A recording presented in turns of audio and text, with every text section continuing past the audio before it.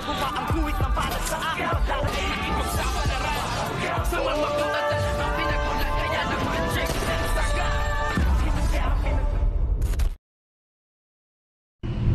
Good morning mga kachikas and welcome sa aking munting channel.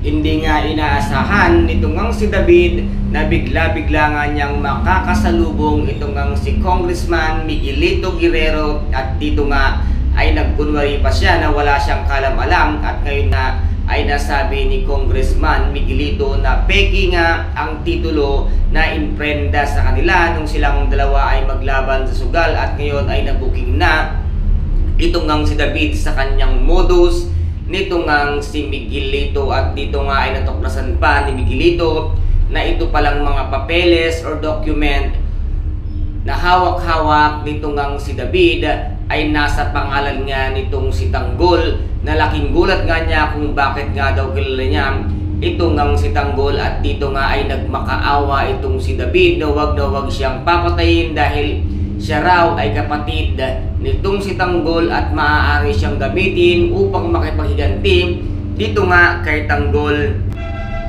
At nagustuhan naman nitong ang si David ang sinabi nga nitong si David ay nagustuhan nitong si Miguelito ang kanyang sinabi na maaari siyang gamitin at siya ang tatapos ng buhay nga nitong si Tanggol, kung kaya't dito nga ay nagkasundo itong si Miguelito at itong si David sa kanilang kasunduan. Ngunit bago ang lahat ay sinubukan muna nitong ng si Miguelito si David kung gaano nga ito katiyak o katapat sa kanyang ipagagawa, at dito nga inutusan niyang barilin itong ng si Attorney Vera, ngunit wala rin kalam-alam itong si David na ito pala ay walang bala, at dito nga ay halos manginig na sa takot itong si Attorney Vera dahil nga mismong si David pa ang babaril at tatapos ng kanyang buhay na ang taong kanyang sinamahan. Naku attorney, mag-isip-isip ka na